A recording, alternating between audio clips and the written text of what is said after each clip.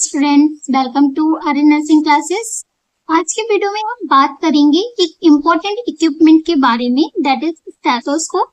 आज के वीडियो में हम डिस्कस करेंगे स्टेथोस्कोप क्या होता है, इसके क्या क्या यूजेस होते हैं, क्या पार्ट्स होते हैं, कैसे हम इसको यूज करते हैं। ओके, सो स्टेथोस्कोप क्या है? एक इम्पोर्टेंट मेडिकल डिवाइस है जिसको मेडिकल फील्ड में यूज करते हैं। It allowed doctors, nurses, and other healthcare providers to listen abnormal and normal sound of the internal organs. So, stethoscope का यूज हम एक्सप्लॉइटेशन के लिए करते हैं, लिसन करने के लिए इंटरनल ऑर्गन्स की साउंड को कि वो नॉर्मल है या फिर अबनॉर्मल है या फिर वहां पे कोई कंडीशन अगर तो नहीं हो रही है। सो स्टेथोस्कोप क्या करता है, जो हमारी बॉडी की साउंड्स होती है उसको एम्पलीफाई करके हमको लिसन करने में हेल्प करता है। इसके थ्रू हम फाइंडिंग्स करते हैं, डायग्नोसिस करते हैं डिजीज कंडीशन का। अगर हम बात करें यूजेस की, स्टेथोस्कोप का क्या यूज है, सो इसको हम यूज करते हैं लंग्स के साउंड को हेयर करने के लिए, व्हीजिंग साउंड है, क्रिकल साउंड है। ओके, अगर वहां पे ब्रीदिंग में डिफिकल्टी हो रही है, चेंजेस हो रहे हैं, देन हम स्टेथोस्कोप की हेल्प से डायग्नोस कर सकते हैं। एंड सेकेंड यूज की बात करें, देन हम इसको यूज करते हैं हार्ट की साउंड को लिसन करने के लिए, लाइक स्वेनेस्ट्री sound, murmur sound and other normal and abnormal sound of the hearts. And third use is monitor blood pressure. जैसे कि ब्लड प्रेशर मॉनिटरिंग के टाइम पे हम क्या करते हैं, स्टेथोस्कोप का यूज करते हैं। जो हमारी साउंड होती है Korotkoff sound during monitoring blood pressure, हमें हेल्प करता है स्टेथोस्कोप साउंड को हेयर करने में, ब्लड प्रेशर को मॉनिटरिंग करने में। एंड इसके हम जो एक्सपेक्टेशन करते हैं एब्डोमेन के जो क्वाड्रेंट्स होते हैं उसके जो भी साउंड्स होती है उनको हेयर करने के लिए हम क्या करते हैं, स्टेथोस्कोप का यूज करते हैं। लाइक एब्डोमेन की बोर्बोरिगमस साउंड को हेयर करने के लिए and other normal and abnormal sound को हेयर करने के लिए, पेस्ट मूवमेंट को चेक करने के लिए हम क्या करते हैं, एक्सपल्टेशन करते हैं एब्डोमेन का। एंड जो हमारी आर्टरीज है उसको ब्लड फ्लो को चेक करने के लिए क्या करते हैं, स्टेथोस्कोप का यूज करते हैं। ठीक है, these are the uses of stethoscope. And अगर हम बात करें स्टेथोस्कोप के पार्ट्स के बारे में, so this is earpiece, this is earpiece. Okay, earpiece क्या होता है, सॉफ्ट प्लास्टिक मटेरियल होता है। ये क्या होता है, सॉफ्ट होते हैं, सिलिकॉन के भी बने हुए होते हैं, जिसके थ्रू हमें क्या होती है, साउंड लिसन होती है। इसको हम प्लेस करते हैं, फिट करते हैं ईयर्स में। This is metal tube. ये क्या है, मेटल ट्यूब होती है जो कि कनेक्ट होती है हमारी ईयरपीस से। एंड यहाँ पे क्या होता है कि स्प्रिंग प्रेजेंट होता है, स्टेथोस्कोप में नहीं है, अदर स्टेथोस्कोप में देखने को मिलता है। मेटल का होता है स्प्रिंग, उसको हम बोलते हैं बाइन्यूरल स्प्रिंग। ठीक, उसको हम बोलते हैं बाइन्यूरल स्प्रिंग। This is headset. कि पूरे पार्ट को हम बोलते हैं हेडसेट। ठीक है, जिसमें क्या आता है, हमारी ईयरपीस आता है, मेटेलिक ट्यूब आती है एंड बाइन्यूरल स्प्रिंग आती है। इसको हम बोलते हैं tubing. This is tubing. Tubing क्या होती है, फ्लेक्सिबल पार्ट होता है हमारा स्टेथोस्कोप का, जिसके थ्रू जो हमारी साउंड है, जैसे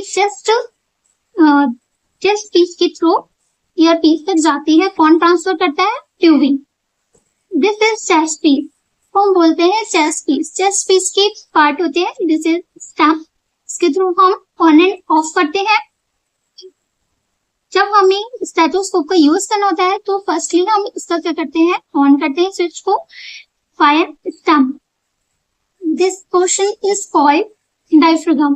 जो व्हाइट फ्लैट पोर्शन होता है उसको हम बोलते हैं diaphragm and this portion is called bell, इसको हम क्या बोलते हैं, बेल।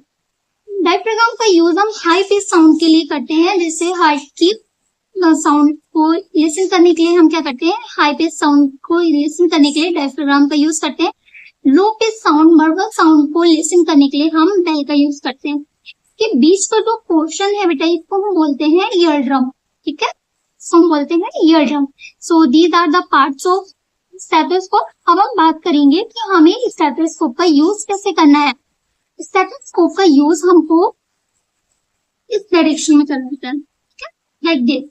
इसके जो ईयरपीस है वो फॉरवर्ड डायरेक्शन में होंगे, फॉरवर्ड टुवर्ड्स नोज। हमारी जो नोज है उसकी फॉरवर्ड डायरेक्शन में, इस साइड, नॉट दिस। ठीक है, बैकवर्ड साइड में नहीं होनी चाहिए ईयरपीस, हमारे फॉरवर्ड साइड में होने चाहिए।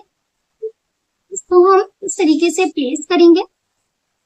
फर्स्ट स्टेप हमारा रहता है, हमें क्या करना है, चेक करना है स्टेथोस्कोप को कि वो प्रॉपरली नॉर्मल है या नहीं है, मीन्स स्टेथोस्कोप खराब तो नहीं है, देखना है उसकी कंडीशन को चेक करना है। सेकेंड, हमें यूज करने से पहले ईयरपीस को क्लीन करना है कॉटन स्वैप से, अल्कोहल से बेस्ड सॉल्यूशन से इसको क्लीन करना है ईयरपीस को, फिर हमको इसको यूज करना है, प्लेस करना है ईयर में, ठीक है, इस तरीके से।